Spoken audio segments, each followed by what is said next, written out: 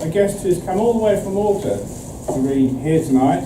I met Miriam Calleja at the Poetry Cafe more than a year ago, I think. She was here in London, came to one of the open mic events there, read a couple of poems, and I bought her book online then, and it's on sale here tonight, on the Granite House. I'm delighted that the opportunity has come for her to be able to come here and read for Dodo Modern Poets. And it's a rare thing when you meet somebody who doesn't live in this country and you exchange emails, but they actually do turn up and come here. And we're delighted to welcome Miriam Calleja.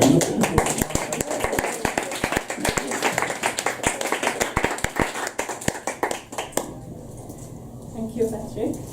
I'm very happy to be here. It was a long flight, but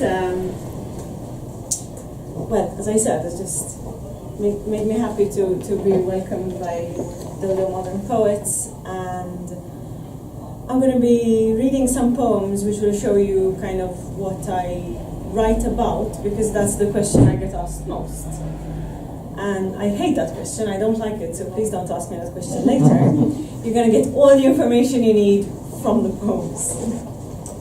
So I'm going to be reading, actually published another book later in the year, last year, which is called Inside. It's part of a 2-book series, which is Inside Skin. Skin is a book of photography. And I'll also be reading some unpublished work. So, one part of me is strangeness, I guess, which is a part of everyone. But when I write a poem that people seem to think is strange, to me it is obviously not strange, because I've written exactly what I was seeing. I want to start with Lost in the Zoo.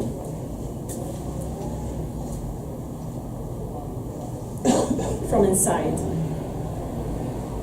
Lost in the Zoo. Your skin stretched hard, so clear considering your age. I'm trying to take a selfie with the giraffe that stuck my hand in its mouth, but that was years ago. You didn't know me then, and now we have 4 million years of eyes, between us only gazes, of what might have been. And we know the potential is there, and we're not going to grab it. It's feeding time for the lion cubs, and you cannot call something cute when it's eating a rabbit whole. Blood on its light fur and the noises, those noises of greed and hunger, and nothing will come in its way. I devoured the scent of your lips, fruity and secret. And you lost me in the butterfly house, purposely, because you wanted to lose me somewhere beautiful.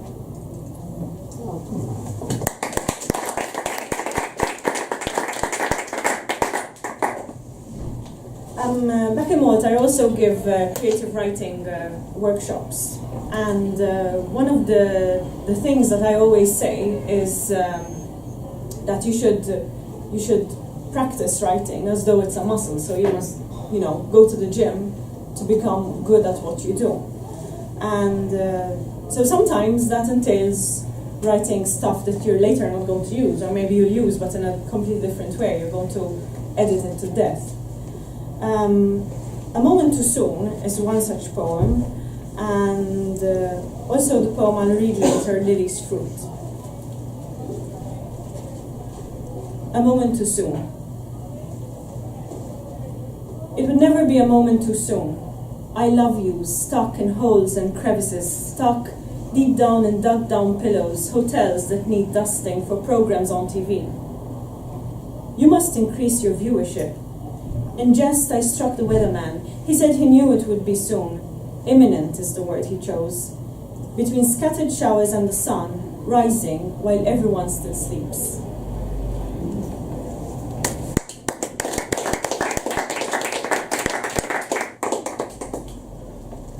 Lily's Fruit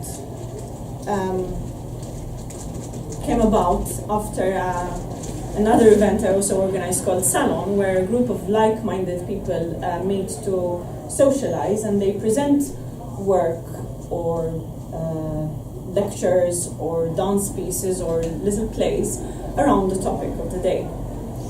Lily's Truth was written when the topic was literature and food. You must spit it directly into the earth without touching it with your hand, she said.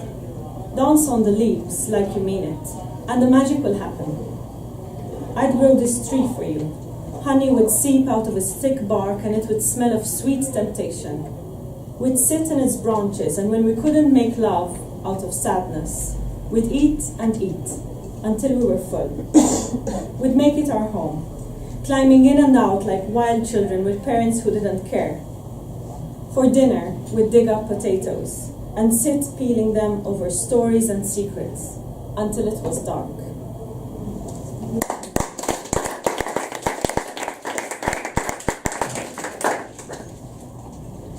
So, I am a bilingual poet. Maltese and English are our official languages.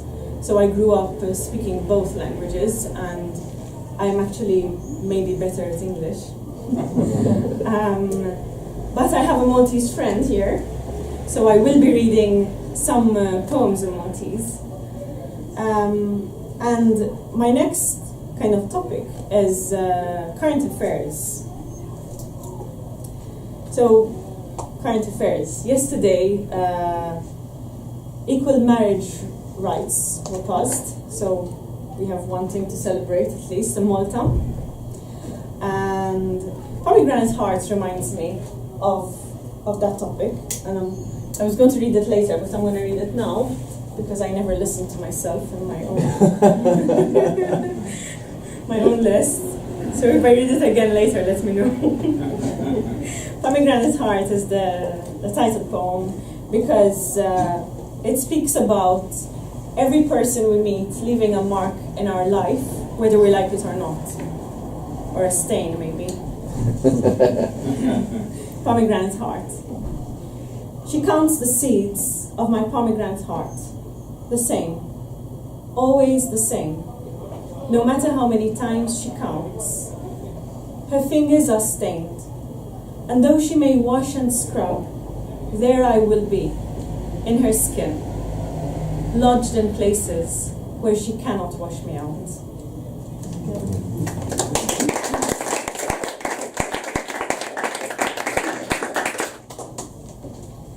Diaspora.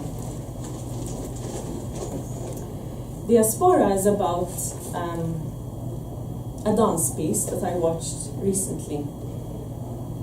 And, well, the title is self-explanatory, but you're not going to understand the word, I'm afraid.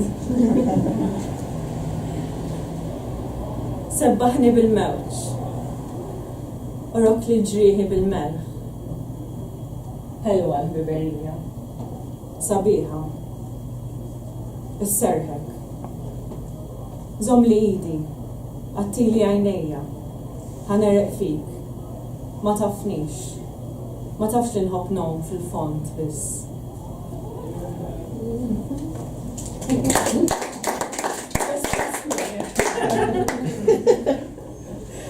And scusi. So, scusi, which means excuses, because Maltese is made up mainly of Arabic and medieval Sicilian, but there's a lot of English and French and Italian also. So, scusi, excuses, talks about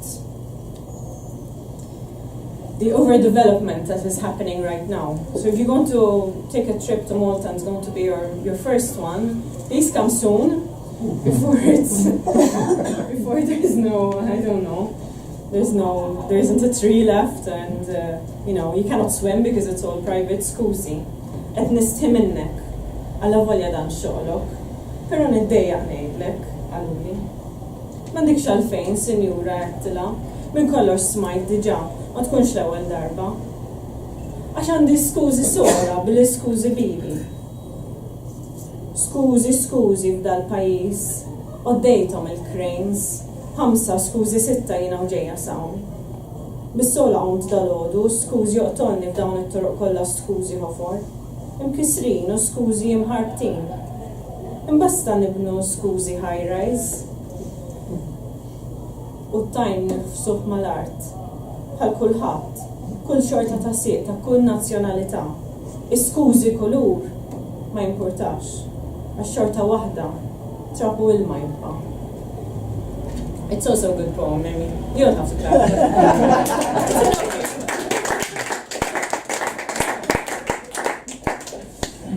So, obviously I, didn't follow my own list. Okay. Okay, so I am also a pharmacist, and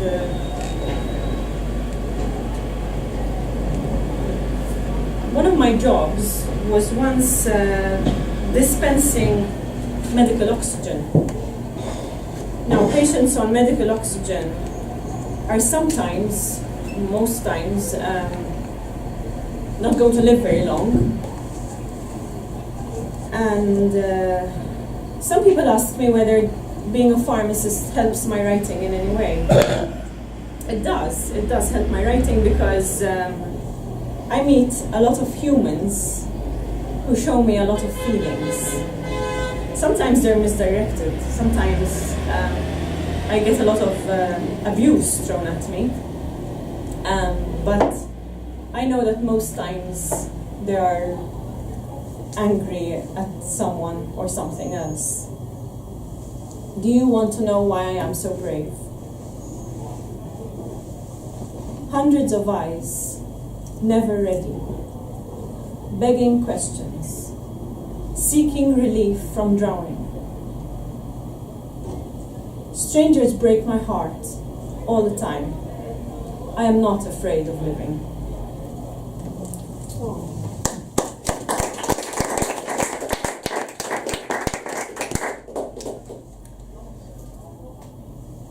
And obviously, love in its, different forms. So love and love lost. Because you kissed me in the dark. And because you kissed me in the dark and with my eyes closed. Closed because you asked me for a moment to close them. That kiss did not exist. And because you held my hand in another room, we do not talk about it. It's as though it never happened. Because it happened somewhere else. And that was not a metaphor. I think you've all been through this one. That never happened.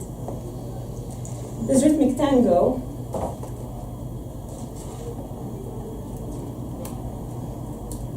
was written on the 1st of January one year, when another year passed, and with it also some, new disappointments for the new year. So I learned not to trust the 31st of December and not to expect anything of the 1st of January. This rhythmic tango. I'd like to retrace the steps of our dysrhythmic tango. The rise and fall of breath, the gazes without words, the nights I lay in bed waiting for your music to gallop around me in dizzying unpracticed steps. The stomping of the feet, the furtive beats went crashing. My eyes were on the dance floor. You couldn't hold my hand. This dance has never ended.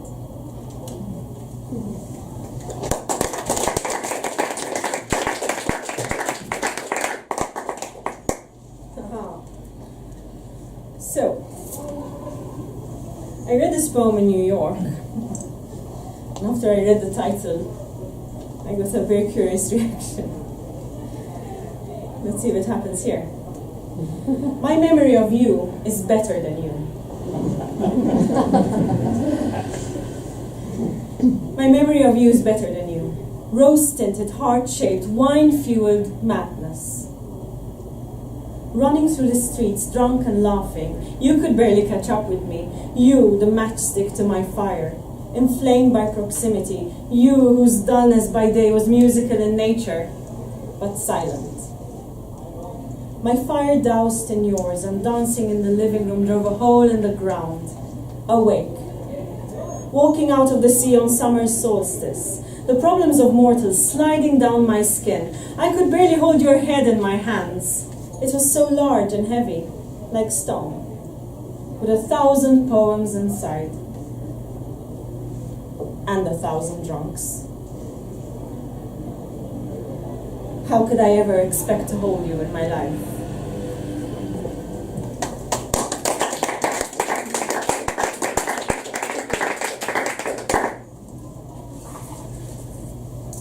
So last year, when I was visiting and I read at the Poetry Cafe and I met Patrick, I also attended a workshop where I wrote this poem.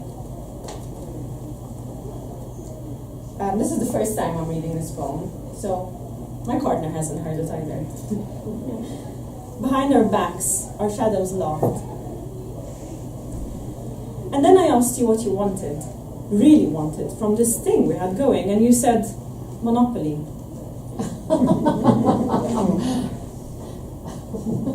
You know, it was a workshop. I had to work with what I had. Just me, just us. This is what I've been dreaming of. Sure, there would be some ironing out to do. Who would take the dog out? Who would bring in the money? Would there be enough for champagne? Of course there would, I said. We have everything already. Not everything, you know, but enough. Enough because I'd chosen you, and you had chosen where you are to where you want to be. And there I was, sitting neatly in your map, chosen. At the right place at the right time. This was not about romance. This was a deal fair and square. I watched your shoes, your feet next to mine. A little woodlouse making its way across the pavement, oblivious to your life-changing conversations. Like the time we discussed not having children over pizza and white wine. That was a serious conversation too. A flower nearby opened slowly, giving up on the day, its petals falling in slow motion to the ground. Momentarily, we both stared in silence. Peace is silent. Final decisions are silent. Death is silent too, I thought. The bench, an antique green, creaked. Is it tired of us? Is it tired of silence? Tired of final decisions? Is this what I've been wanting from you? A tired bench, waiting for finality. I smiled. This is the stuff of life. This is it.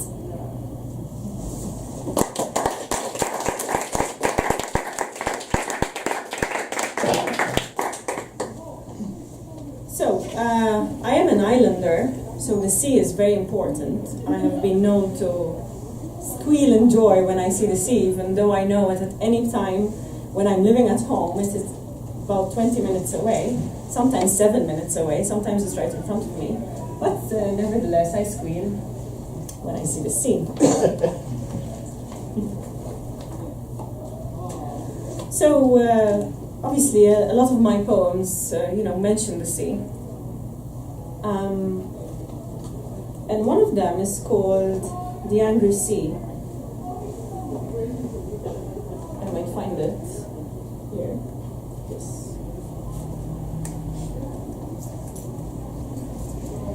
It's a little one. Short poem. The Angry Sea. I lost my head to the angry sea, and you found it, rolled up in a scroll in a bottle that washed up at your feet.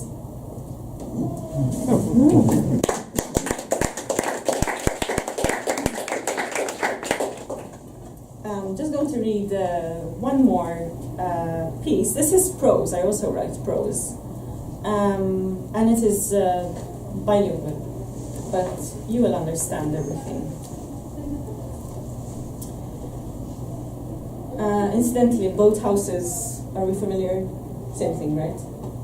Both houses. Little house by the sea, which is sometimes in Malta illegal.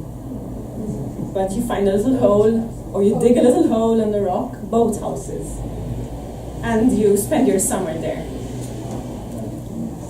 Yeah? Okay. Like a little garage next to the sea, which you don't essentially own sometimes. 11. There are 11 boat houses. 11 of us lounging, sitting, or crouching at the terrace, sharing bread with tuna, Hope's biscuit, Coke or Fanta. Tehel u manna fit-tazza, my dad with his sweet tea, Grandpa with black coffee from a little glass. My two brothers were playing with marbles. I wasn't allowed to touch those marbles because I was too young, and I didn't know how to play, apparently. I dreamed of turning 10 and being considered a young man. Dad had promised that I'd be able to have my own fishing rod then at the start of summer, just after school was out. That was around mid-June, when bags upon bags would be packed into my family's saloon, and off we'd go into the dusty roads. The summer was a long, hot, sandy, salty dream. It was chats that lasted into the night, furtive looks at the girl next door, laughter and teasing. Each summer was infinite. Ma jispiċċaqat dan is-sajf. The first week of our stay at the boathouse was perfect. Mom and Grandma would get everything cleaned and hang up the curtains, make it feel like home. For a whole week, our father wouldn't go to work. So he joined us and Grandpa in the games. Our skin would get wrinkly and tanned, and we wouldn't leave the water except when we got hungry, or the ice cream truck arrived, and later for a siesta. 11 awkward minutes as we sat down at the dinner table before anyone started to speak. Over the last few years, things had changed. Grandma no longer helped Mom with cleaning the boathouse or with making the food for my brothers. My brother and I. For Uncle Joe and Auntie Connie. For Mark and Mario, our elder cousins. In fact, she barely remembered our names nowadays. My elder brother Godwin has only been to the boathouse on one day last summer with his girlfriend. He had spent most of the day whispering in her ear and shooting us embarrassed looks. Nowadays, nobody cared if I played marbles, not even when I took the special blue and yellow one. Il-boċċa blu u s-safra, nisbaħ, imma nilaq waħdi issa. It was redundant.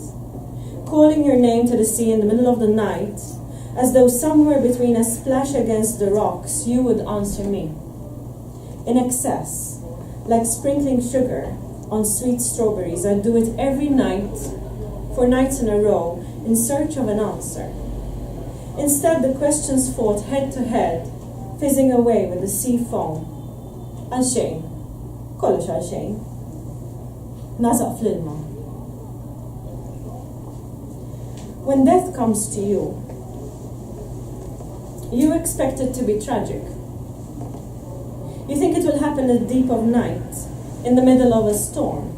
You think everyone and everything should stop, should listen, should close their eyes in silence. It doesn't happen that way. Nature is continuously prepared to simply go on. How fitting it was to lose you to the sea, where by my calculations you have spent a third of your life, lost in its mysterious beauty, bobbing and dipping. At times you seemed lost to us. Already then, when Mom's pleading would not get you out of the water until she got angry. Miskina al-mama. Perhaps we should have known. Perhaps it shouldn't have been a surprise.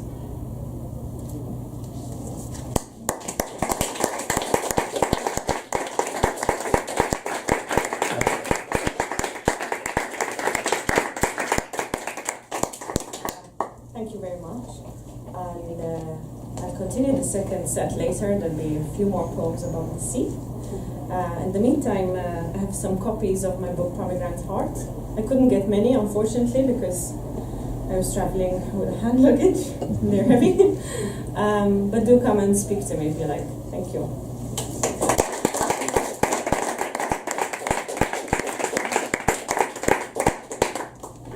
Thank you very much, Miriam Calleja.